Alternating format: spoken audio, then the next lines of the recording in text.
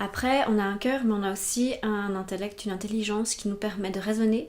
Et le mental ou la pensée n'est pas seulement un ennemi à combattre, mais c'est seulement un outil à maîtriser en fait. Et quand on sait utiliser sa pensée sans être envahi par elle, alors c'est un outil formidable. Et pour moi, j'ai vraiment eu besoin de faire toute une réflexion sur le cadeau que j'ai envie d'offrir au monde, comment insérer toutes mes facettes pour offrir une chose en un package plus ou moins, avec plusieurs petites options, mais comment je peux mettre en place ce que j'ai envie de faire et l'offrir aux autres. Donc ça demande une longue réflexion, plus ou moins longue. J'ai commencé par me poser la question de pourquoi suis-je née à tel endroit, avec tels parents, pourquoi ai-je vécu tout ce que j'ai vécu jusqu'au moment où je me suis réveillée et que j'ai pris conscience que je pouvais créer ma vie consciemment. Donc pour moi ça a été de 0 à 27 ans, quelque chose comme ça. Où j'ai compris, où j'ai vraiment repris mon pouvoir et j'ai pris ma responsabilité sur le fait que j'allais créer la vie que je voulais vraiment. Mais qu'est-ce que j'ai vécu pendant ce temps? J'ai connu beaucoup la souffrance psychique, ce qui m'a amenée à étudier la psychologie, à devenir psychologue. Je me suis beaucoup intéressée, j'ai beaucoup voyagé, je me suis beaucoup intéressée aux théories psychologiques mais spirituelles. Je me suis beaucoup connectée à la nature aussi. Et donc qu'est-ce qui... de mon point de vue, si on croit en Dieu et on fait que rien n'est un hasard, eh bien je suis née ici en Suisse romande et j'ai vécu ce que j'ai vécu avec ma famille pour arriver à un point où je transcende tout ça et que je peux en faire quelque chose en fait. Donc en fait, c'est pas de se dire « Ah mince, j'étais endormie et puis tout ce que j'ai fait, ça n'a servi à rien et maintenant je suis réveillée, qu'est-ce que je fais ?» Non. Je prends tout ce bagage, toutes ces expériences que j'ai vécues, je peux les utiliser en fait. Voilà, donc une première chose, je pense, c'est d'analyser un petit peu tout ce qui a été vécu avant et de réfléchir à comment l'utiliser. Après, je me suis demandé en quoi est-ce que je suis douée ? Parce que pour offrir quelque chose, il faut que je puisse avoir les compétences pour. Donc il faut que ça ait un sens. Il faut que je puisse amener quelque chose que je sais faire. Donc, qu'est-ce que je sais faire ? Je sais raisonner, je sais écouter les gens, je sais les accompagner, je sais écrire, enfin, toutes ces choses, toutes les compétences qu'on a, on va les mettre en lumière pour savoir un petit peu dans quel domaine je pourrais être utile finalement. Moi j'ai toujours eu cette envie d'aider les autres, ce côté thérapeute qui est profondément ancré en moi, et du coup ça fait partie de ma légende personnelle finalement. Donc recenser ce en quoi on est doué. Moi l'art aussi c'est vraiment quelque chose qui me porte, donc utilisez ça, utilisez la musique, je vous donne mon exemple, mais réfléchir à quoi on est doué, qu'est-ce qu'on sait faire finalement, qu'est-ce que Dieu nous a donné et qu'on peut offrir. Et c'est pas orgueilleux du tout, c'est vraiment j'ai reçu ça, j'ai reçu ces dons-là, mais il faut que je les mette, j'ai envie de les mettre au service des autres. Après, d'où la troisième question, qu'est-ce que j'ai envie de faire ? Parce que si je sais écrire, raisonner, accompagner, je pourrais travailler je pourrais travailler dans plein de domaines, ou travailler ou offrir tout ça dans plein de domaines. Mais qu'est-ce qui m'intéresse ? Qu'est-ce que j'ai envie de faire ?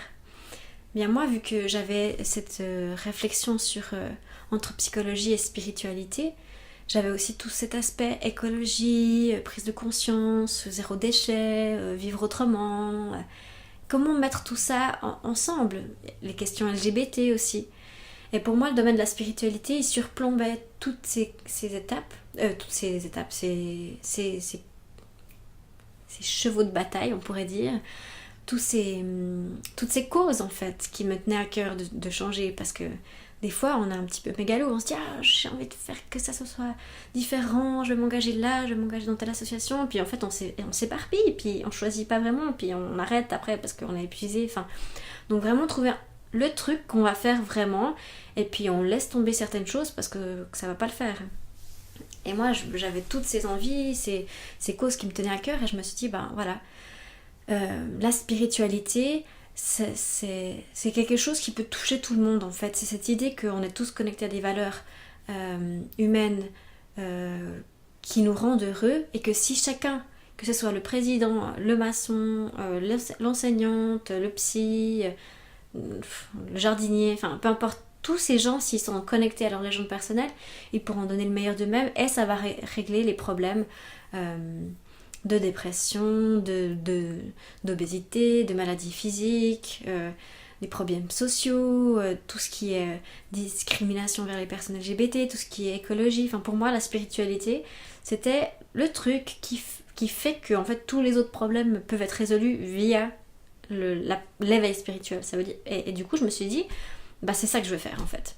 Je vais mettre mes compétences au service de cette cause-là, l'éveil spirituel. Parce que ça permet en fait que chacun prenne sa responsabilité dans un monde qu'il apprécie ou qu'il n'apprécie pas, mais qui chacun peut prendre sa place, parce que tous ceux qui souffrent sont pas en train de vivre leur légende personnelle. Donc ça veut dire qu'il y a un sacré paquet de personnes qui sont en train de souffrir et qui du coup manquent à leur bonne place en fait. D'où le fait que le monde ne va pas très bien. Donc c'est comme ça que j'ai choisi la cause de la spiritualité. Et ensuite, il faut se mettre en action en fait. Donc faire des choix concrètement, qu'est-ce que je vais faire, qu'est-ce que je vais mettre en place, voilà, un blog, une chaîne YouTube, un accompagnement avec un psychiatre qui a aussi cette approche spirituelle. Pas à pas, on construit et on vit sa légende personnelle finalement. Donc le seul truc qui est important, c'est de décider et d'agir. Se centrer, écouter son cœur, réfléchir, décider ce qu'on veut vraiment faire et le faire quoi. Et ça c'est vraiment pas simple, parce que souvent on est un peu là, ouais je veux faire ça et tout, puis en fait après ça suit pas dans le concret, et il faut pas un pas après l'autre, petit pas, ça prend longtemps, ça va pas vite, machin, des fois on perd la foi donc on n'y croit plus, enfin, puis c'est ça le chemin. Mais une fois qu'on est calé dans sa légende personnelle, qu'on est sur son chemin, on est porté par cette force de vie, parce qu'on se dit mais c'est ça que je suis censée faire ici, c'est ça que j'ai envie de faire, c'est ça pour lequel je suis douée, dans un contexte où je suis née, voilà. Donc moi c'est comme ça que j'ai trouvé ma légende personnelle, et c'est comme ça que je la vis au quotidien, et c'est comme ça que je donne un sens à ma vie, et c'est ça qui me fait vibrer et qui me rend heureuse. Donc voilà, j'espère que cet exemple vous aura inspiré, aidé à essayer de définir vous-même ce que vous voulez faire maintenant que vous êtes réveillé, et n'hésitez pas, vous avez peut-être compris, du coup je ne l'ai pas dit explicitement, mais que j'accompagne des gens dans ce processus d'éveil et de changement de vie quelque part vers un soi plus connecté, plus incarné. Donc n'hésitez pas à me contacter si vous avez besoin d'aide dans ce processus. Et sinon, je vous souhaite tout le bonheur du monde à trouver votre légende personnelle et à vous reconnecter à elle et à avancer sur votre chemin. Voilà, merci pour votre écoute. À tout bientôt.